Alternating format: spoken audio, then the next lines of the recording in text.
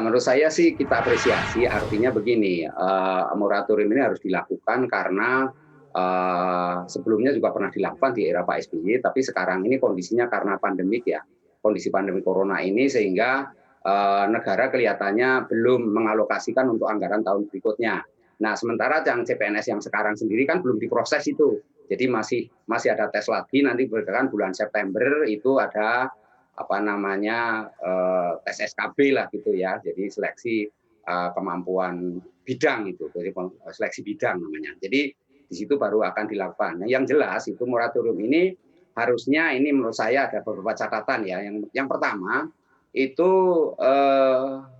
harusnya seluruhnya gitu. Jadi tidak ada diskriminasi lagi dalam arti bahwa di situ kan masih ada misalnya untuk kedinasan khususnya Akmil, Akpol gitu ya, dan Unhan ya, Universitas Pertahanan itu masih dikecualikan.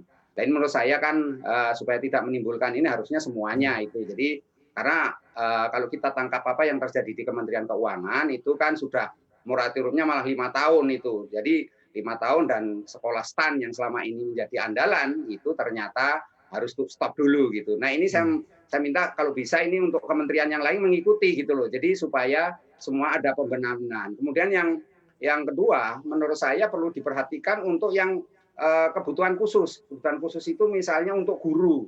Nah ini guru ini jadi masalah karena apa? Karena kalau misalnya kita lakukan moratorium terhadap guru, repotnya itu guru yang ada di daerah ini masih kurang banyak kan gitu. Nah, karena masih kurang termasuk di Jabodetabek juga banyak yang masih kurang guru-guru itu. Jadi karena sebagian kemarin juga ada pensiun massal kan yang dilakukan oleh beberapa tempat. Nah, ini Ya, juga menurut saya menjadi catatan di mana kemudian pemerintah perlu melakukan solusi. Solusinya sebenarnya menurut saya bisa dilakukan yaitu dengan ini, dengan melakukan rekrutmen P3K itu, jadi pegawai pemerintah dengan perjanjian kerja itu. Jadi itu yang perlu dilakukan. Jadi menurut saya ini yang untuk ya, guru dan satu lagi bidang kesehatan juga harus dipertimbangkan. Jadi tidak seluruhnya harus di moratorium karena ada beberapa yang memang harus masih dibutuhkan untuk sektor-sektor yang dalam ini kependidikan dan sektor kesehatan.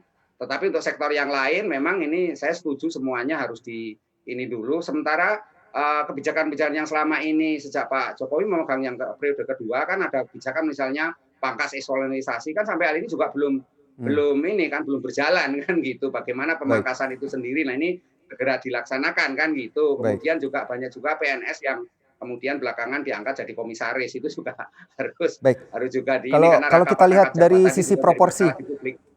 ya, kalau kita lihat Ya. dari sisi proporsi ini sepertinya tidak seimbang antara jumlah yang pensiun dan rekrutmen baru. Ini bagaimana cara menyiasatinya dan apakah ini sebenarnya langkah untuk mengurangi jumlah PNS menurut Anda?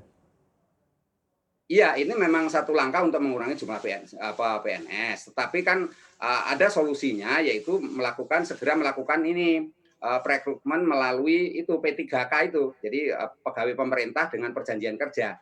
Kan itu sudah ada, tetapi persoalannya di beberapa daerah yang saya lakukan penelitian itu justru belum ada SK-nya itu. Jadi mereka sudah dites, sudah dinyatakan diterima P3K ini, tapi belum ada SK tindak lanjutnya belum gitu. Nah ini menurut saya segera dilakukan pemberian SK-nya. Kemudian untuk yang sekarang ini untuk menutup beberapa kekurangan karena memang rasionya jadi mengecil gitu ya. Menurut saya ya segera itu melakukan rekrutmen P3K ini kan